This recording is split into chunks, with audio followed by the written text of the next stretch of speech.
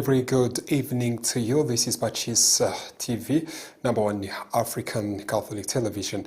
This is the time for the news in English. My name is Benjamin Kwizera, and these are the top stories.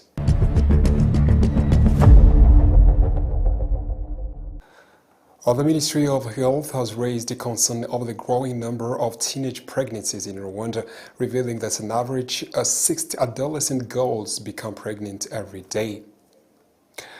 Students in seminaries say that the new curriculum and the teaching approach, which has now been in place for a year, is helping them expand their knowledge and better prepare for a wider range of choices in higher education and job market.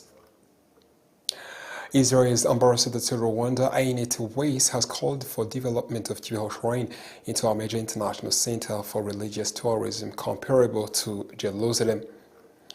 In international news, King Charles III has become the first monarch to reveal their tax bill, disclosing figures which show they paid 12.9 million euros in tax for 2024-2025.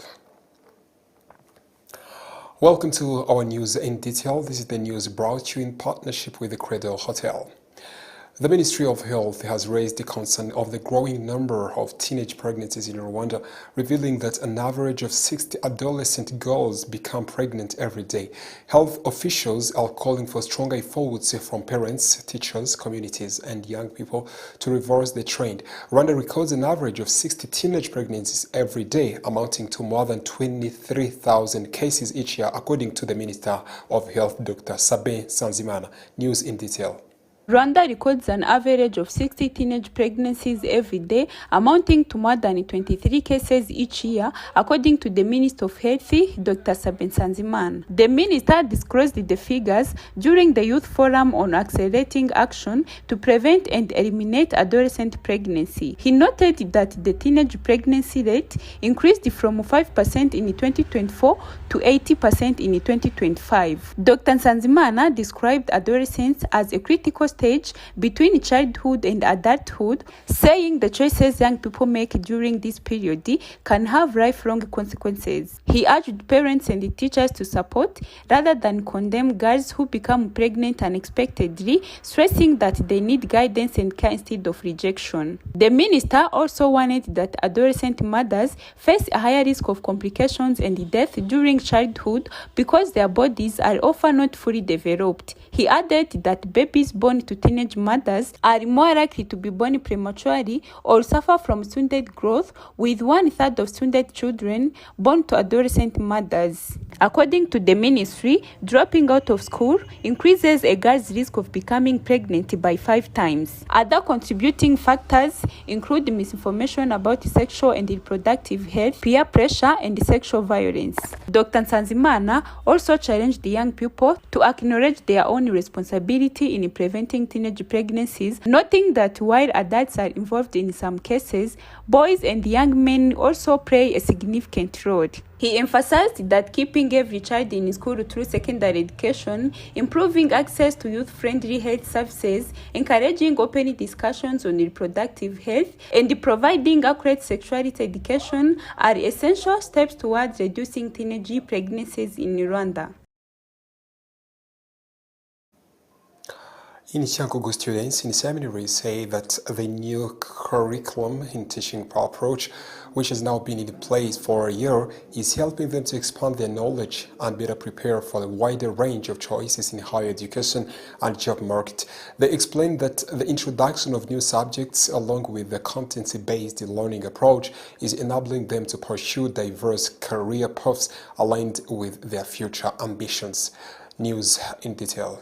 As the academic year draws to a close, the newly introduced curriculum known as Learning Pathways continues to be rolled out across secondary schools in Rwanda. One student at St. Aloys Cyangugu Seminary, who is not enrolled in the program, noted that it differs significantly from the traditional system he is currently following. He expressed concern that not being part of the program could limit some of his future academic choices at the university level. Nibyo koko nge ntabwo nagiriwe amahirwe yo kwiga stream 1. It is true, I was not lucky enough to study stream 1 or stream 2, but I realize there is different. For me, as PCB student, it is very hard because I did get a chance to learn mathematics because we learn what we call sub-mathematics, not mathematics. So there are some careers we need, but we cannot pursue them in university. Meanwhile, Ndayishimiye Jean-Michel, a senior 4 student in the first stream under the new system, says that the program is helping him to strengthen his language skills and deepen his understanding of newly introduced subjects. In stream 1, there are many good things you cannot find in other combinations. Example, in Rwanda, we are now heading to technological world. In stream 1, we get a chance to learn ICT to the high level.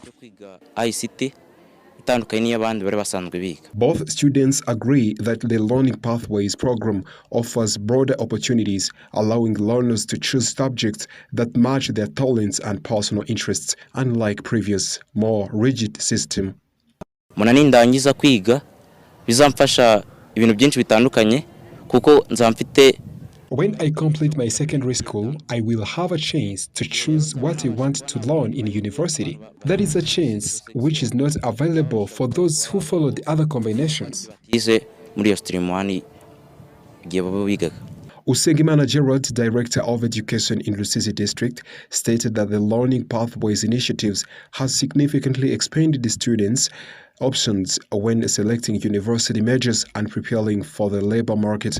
He also encouraged students who are not yet part of the program not to lose motivation, emphasizing that they still have multiple opportunities for higher education and employment. Firstly, this program offers a variety of choices to students.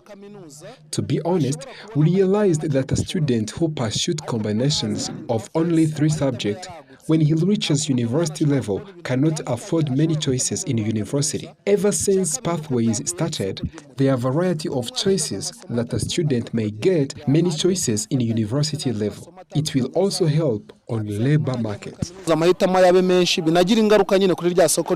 Rwanda's Learning Pathways program was officially introduced for students entering Senior 4 in the 2025-2026 academic year. It is structured around the 3 main streams: science and mathematics, art and humanities, and languages, with the goal of broadening students' academic and career prospects both in higher education and in the job market. Some parents living in Muhanga district, particularly in Muhanga sector, are calling on fellow parents to pay close attention to providing balanced diet for their children. They emphasize that proper nutrition should not be seen as expensive or only accessible through market purchase, noting that balanced meals can be prepared using foods already available in their own household. News in detail. Parents say this appeal comes in a response to a common misconception among some families who believe that a balanced diet must be bought from the market and it is therefore costly. On the contrary, they stress that many of essential nutrients required for a healthy diet can be found in a variety of crops they already grow, and that preparing nutritious meals does not necessarily depend on purchasing food from outside. Some parents still have mindset of that balanced diet is always expensive food like spaghetti, chicken, chips, or others like that. To be honest, nutritious food and balanced diet are surrounding us. Honestly, there is no home that cannot afford the vegetables or others. So, balanced diet is not expensive. Meanwhile, the Vice Mayor of Muhanga District in charge of social affairs, Mugabo Gilbert, urged the parents to work hard while also prioritizing the well-being of their children as foundation for a better future. He further encouraged the parents to remember that raising children properly includes instilling good values, enrolling them in early childhood education and model child care centers, and ensuring they receive a balanced diet. We call upon parents to take care of their kids. Nowadays, parents are busy seeking money. The world has changed. The way people used to live 20, 30, or 40 years ago is different from today. But still, parents must make time for their kids, for their children in general.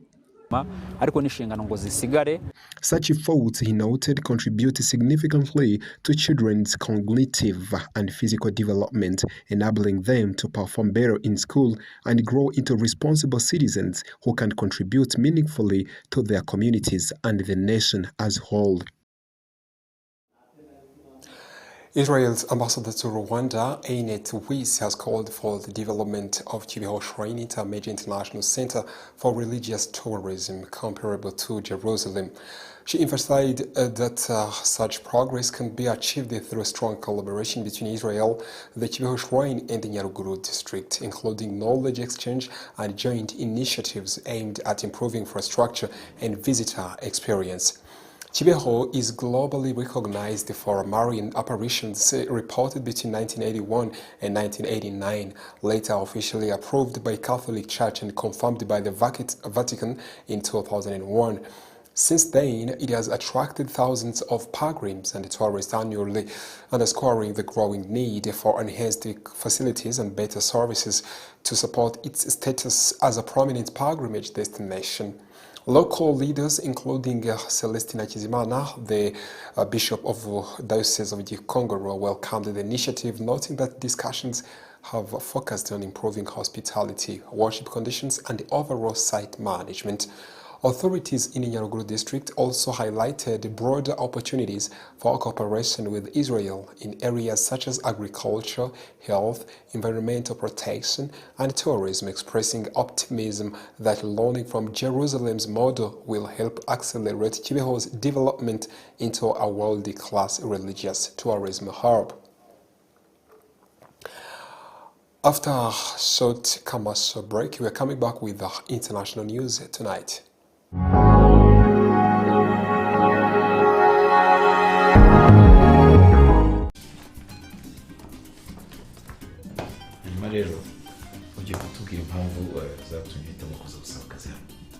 Bwa mbere nza gusaba akazi hano nari nabitekerejeho mbabarire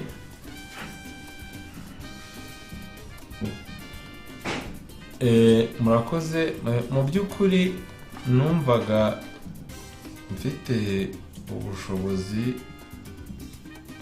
ndetse n'ubushake so kutiteguye bihagije nuko utaryama neza. Rwanda Farm, le paradis du matelas. I wish I could leave my skin behind. Icy'ingenzi ntabwo ari ukugira diplome ya kaminuza.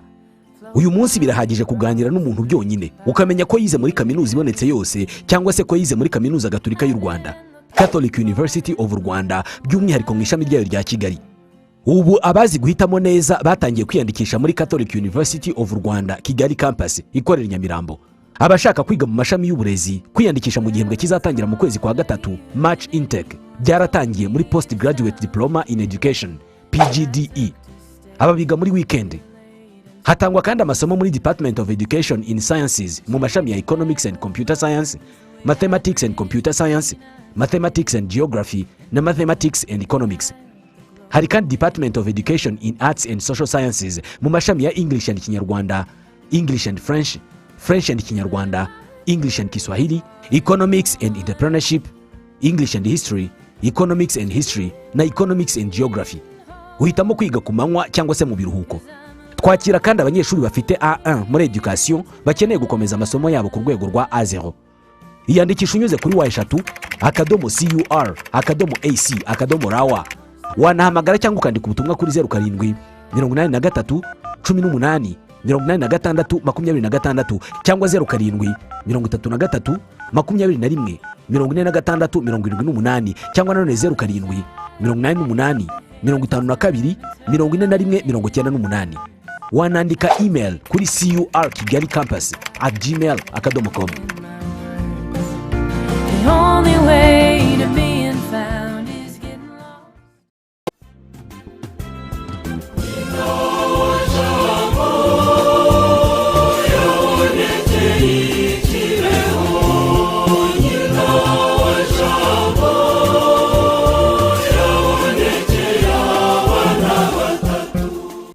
umubyeyi nyina wa Jambo yaratugendereye Kibeho n'umugisha w'ijuru. Yabonekeye abakobwa batatu, Alphonsine Mumureke, Natalia Mukamazimaka na Marie Clara Mukangango. Abaho ubutumwa bugenewe isi yose. Turahirwa kubona umubyeyi w'ijuru nyina wa Jambo no kwiyumvira icyo yavuze. Imyaka 25 irashize hatangajwe ku mugaragaro icyemezo cy'umushumba wa diocese ya Gikongoro gikemura burundu iby'amabonekerwa y'Ikibeho. Hari ku itariki ya 29 Kamena mu mwaka w'ibihumbi 2001. Murararitswe Kibeho ku nguru ya Bikira Mariya ku wa mbere tariki ya 29 Kamena umwaka wa 2026 mu munsi mukuru w'isabukuru y'imyaka 25 yitangazwa ry'icyemezo cya Kiliziya gikemura burundu iby'amabonekerwa y'Ikibeho. Umunsi mukuru uzabanzizwa n'igitaramo cy'abaririmbyi kizabimburirwa n'igitambo cya misa ku cyumweru tariki ya 28 z'ukwezi kwa gatandatu umwaka wa 2026 guhera saa 10. Nimuze tutaramire nyina wa Jambo dusangire ibyishimo by'icyemezo cya Kiliziya ko nyina wa Jambo yaje iwacu Ikibeho. Azarababwira ati musenge muhinduke, azarababwira ati nyina wa Jambo.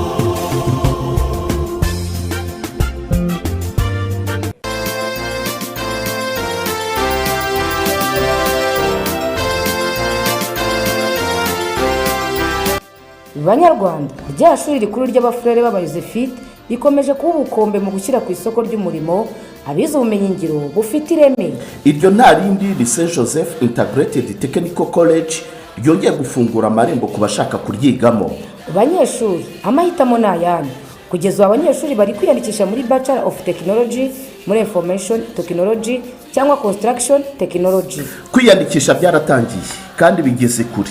Dore ko amasomo azatangira ku ya 29 Kamena muri uyu mwaka. Uwiyandikisha yitwaza inyemezabwishyu y'amafaranga 44,000 by'amafaranga y'u Rwanda, fotokopi y'indangamuntu, diplome iriho umukono wa noteri na transcript z'imyaka 3 kubaje kwiga muri BTech.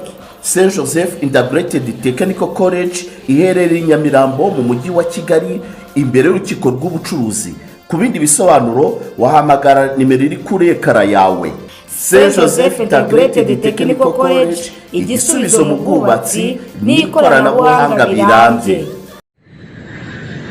Bakerarugendo namwe bashyitsi mugenda mu karere ka Muhanga no mu tundi turere two mu ntara y'Amajyepfo n'intara y'Iburengerazuba, namwe mwese mukeneye serivisi za hotel, ni muze nimugera mu mujyi wa Muhanga mukomeze gato. Nimugera i Kabgayi murahasanga hotel yiteguye kubakirana urugwiro. Iyo nta yindi ni Hotel Saint-Andre Kabgayi. Hotel Saint-Andre Kabgayi tugufitiye serivisi zitandukanye za bar na restaurant kandi zitanga ubuhanga n'icyubahiro ku mukiriya utugana. Tubafitiye kandi imikino itandukanye ifasha abatugana kuruhuka nka piscine wogeramo karuka mu mutwe, imyicungo igezweho abana bidagaduriramo bagataha banezerewe, tennis na table game bakunze kwita biyari, igisoro ndetse na volley yo ku mucanga bakunze kwita beach volley mukunda muri benshi nayo nitwayibagiwe. Ikindi nuko muri Hotel Saint-Andre Kabgayi twakira inama zitandukanye kuko tubafitiye ibyumba byiza by'inama utasanga ahandi byaba bito ndetse n'ibishobora kwakira abantu benshi, ariko by'akarusho tukaba tubafasha no gukora inama mukoresheje ikoranabuhanga mu gihe mutari kumwe mu cyumba.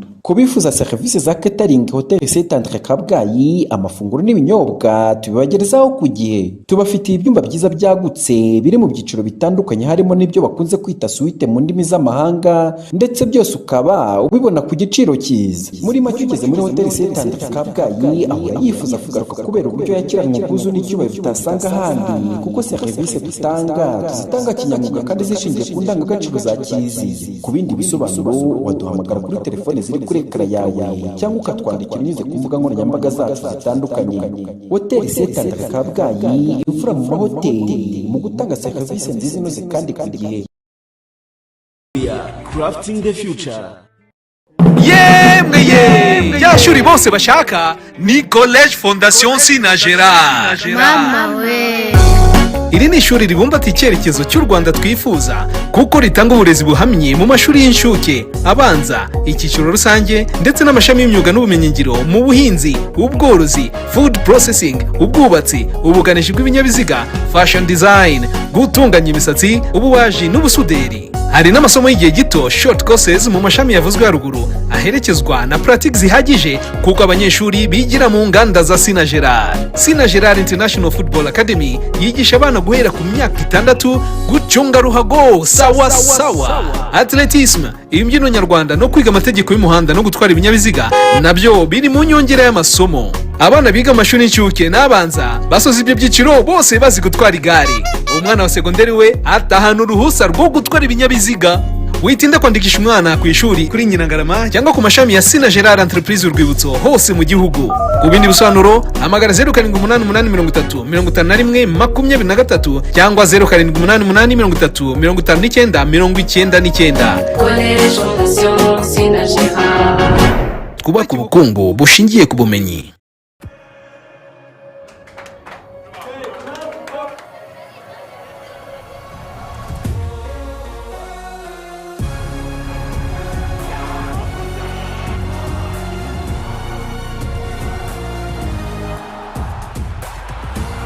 From 11 June to 19 July, everything can wait. The FIFA World Cup 2026. Catch all 104 matches on dedicated channels, live on SuperSport.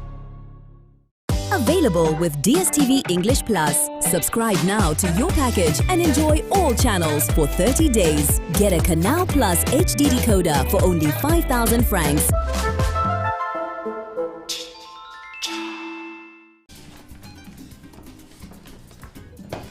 Rero ugiye kutubwira impamvu zatumye uhitamo kuza gusaba akazi hano. Bwa mbere nza gusaba akazi hano nari nabitekerejeho, mbabarire.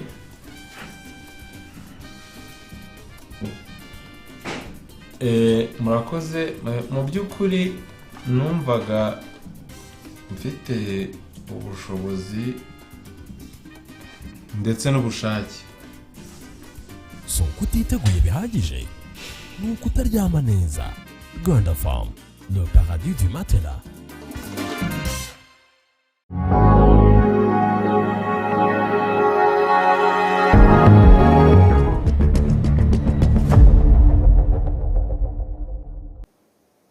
Welcome to our international news tonight, starting in Vatican.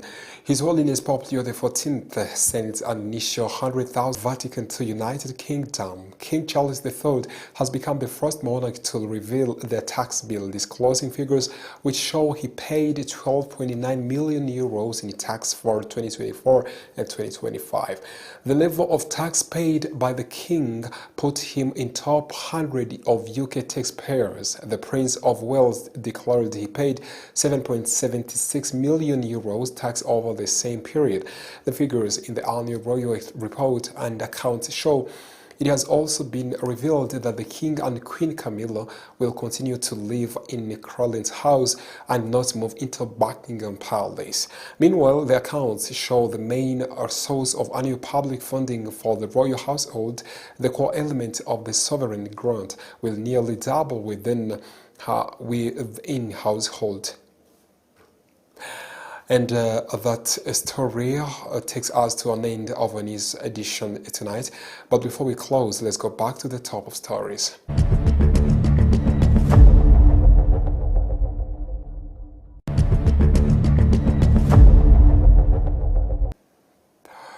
The Ministry of Health has raised the concern over the growing number of teenage pregnancies in Rwanda, revealing that an average of 60 adolescent girls become pregnant every day.